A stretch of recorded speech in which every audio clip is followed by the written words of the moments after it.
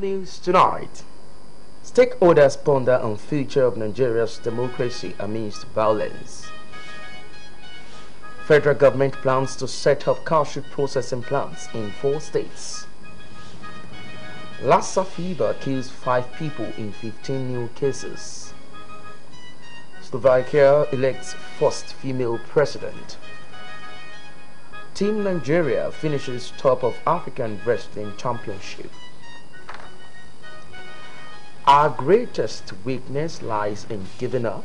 The most certain way to succeed is always to try just one more time.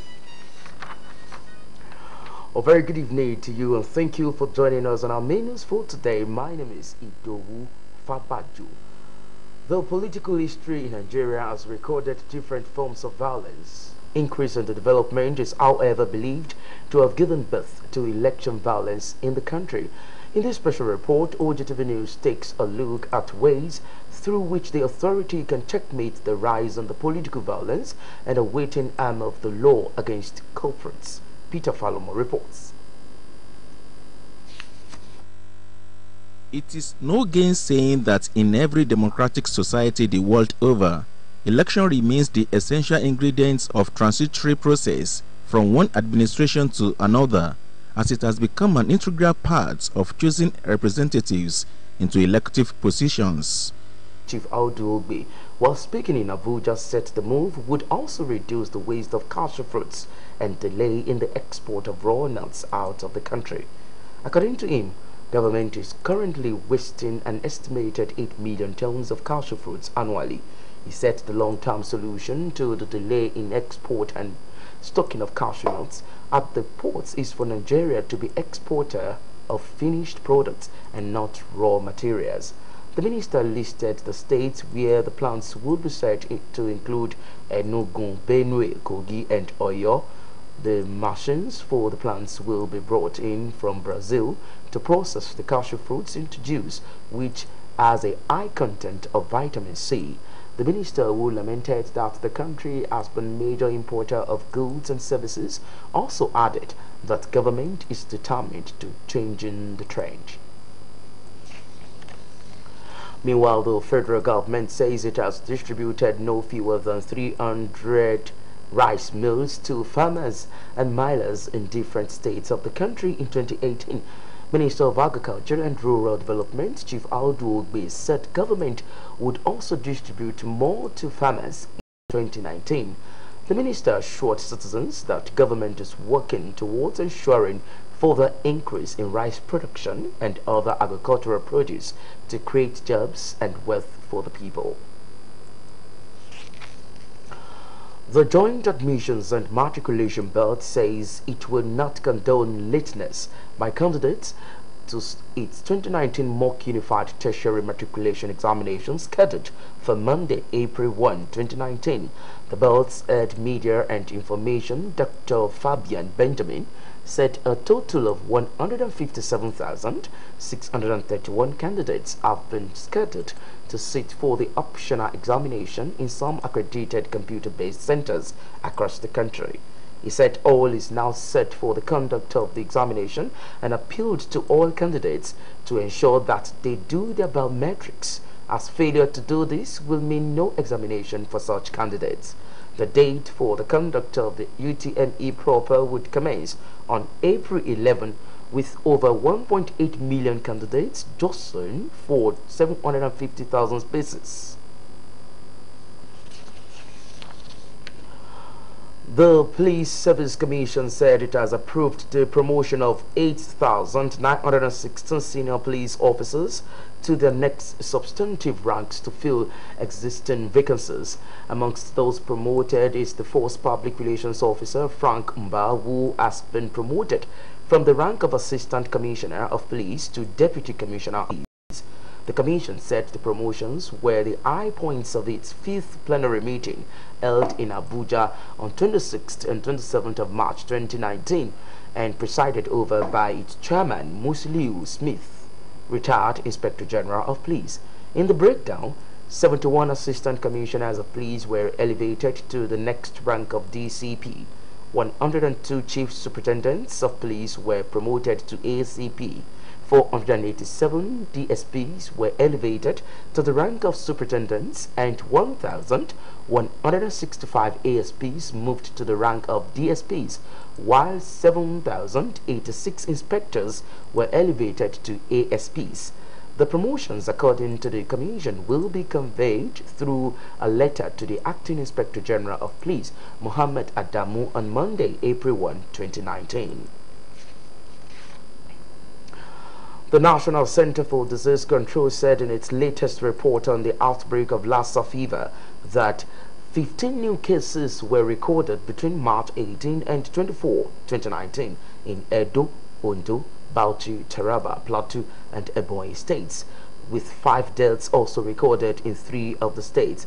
The center said 119 deaths have been recorded so far around the country, stressing that the new figure of reported cases brought to 1,924 the number of cases recorded between January 1.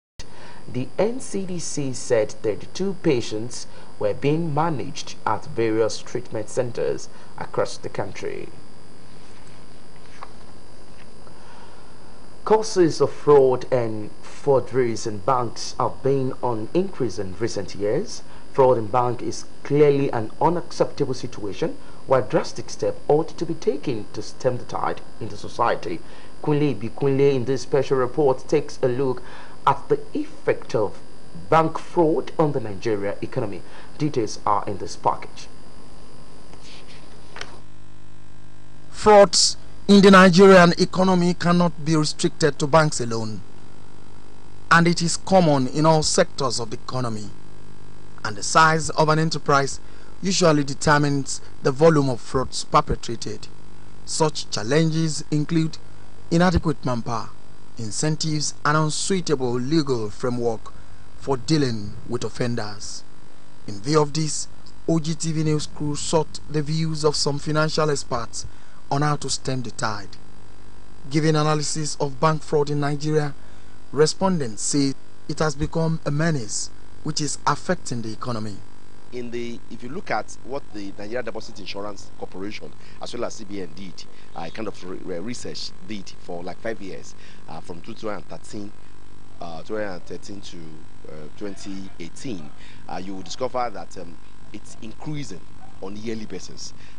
They recorded about 3.3 billion in 2013.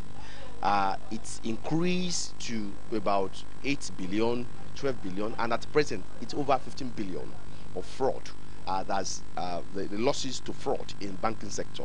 What this is talking about is that there's a lot of connivance among the bank staffs that will engage in one fraud or the other that has to do with money, and which is having a very bad negative effect on our economy. When you look at it, and the implication of this is very grave. Potential investors as well, if I know that this bank is fraudulent, I cannot put my hard-earned currency, money, into that bank. And apart from the local investor, even the foreign investor, by the time I know that the amount, the quantum of fraud in this particular bank or in 1 or 2 banks in Nigeria is colossal, then I will be discouraged to have investment in such financial institutions. Speaking on the fraud being perpetrated in the e-banking system, financial experts calls on the regulating agencies to step up measures towards ensuring that perpetrators are brought to book. At this point, the CBN should try to harmonize all these charges so that for every customer who is banking with any bank, who understand the techniques, who understand all things that are required to be known in terms of banking, in terms of saving and withdrawing. So this will definitely open the eyes of customers to know exactly where they are being ripped off. So if that is done, then I think the harmonization of all these charges will further expose the shady deals, the fraud, financial fraud in banking sector. Nigerians are therefore admonished to be extra careful when transacting financial businesses with their business partners and should not engage in shady business transactions. We have to go on a break now. When we return, we'll bring you more news and reports. Kindly stay with us.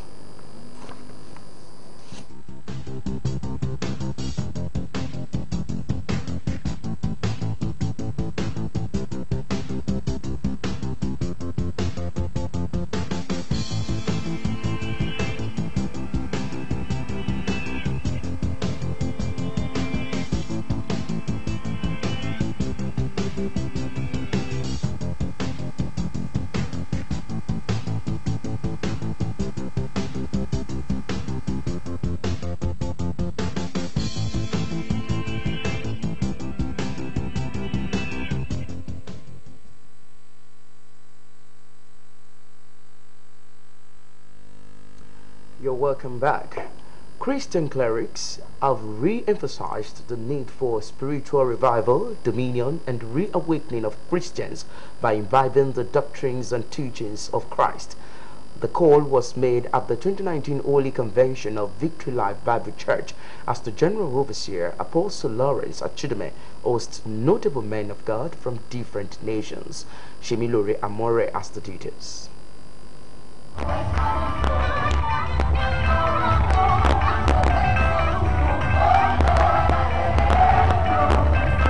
Distinguished clerics across the nation, Christians from diverse backgrounds, came together in fellowship when Victory Life Bible Church commenced 2019 Holy Convention with a charge on Christians to imbibe the teachings and ways of Christ. Apostle Lawrence Achideme in his sermon charges Christians on the need to have dominion over issues of life and make a difference in their generation. These are some areas we have to have dominion: that's economic dominion, financial dominion, spiritual dominion, physical dominion in terms of your health, your life, to live in good health, to take charge of your life. That is dominion. Take charge over sickness. Financial, having dominion over poverty, over resources. To be blessed, that you can boldly say, God is faithful. Quoting from the Holy Book of Luke, Reverend Dr. Umo Eno states that it is important to follow the doctrines of Christ. Before you were formed in your mother's womb, He knew you. There's no one God has created that He has no plan on eternity for. You were not created by accident. It doesn't matter if your daddy didn't marry your mommy before they gave birth to you. That's not the issue here. You are not an accident. You came for a purpose, and that purpose you will fulfill. The 2019 convention, which has as its theme dominion, making a difference, is an expectation to dominance as referenced by God in the book of Genesis. I say, I'm ready for my own encounter. I'm ready to have dominion. I'm ready to take dominion. On this next phase, it's going to be awesome. So people should come expecting healing, deliverance, power to break the yoke of poverty and shame. No more fear in people's lives. Event which featured concerts, choir rendition, and special administration.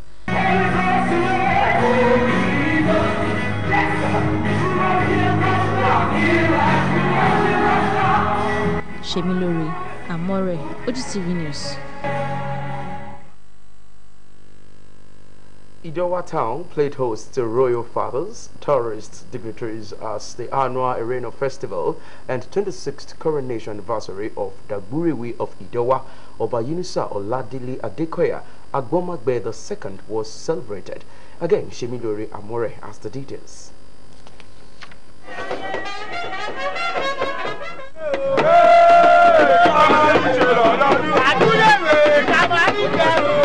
Idowa community stood still and became a beehive of cultural display and activities during the Arena Festival and the 26th coronation anniversary of Dagburewe of Idowa and Layeluwa Oba Yunusa Oladele Adekoya.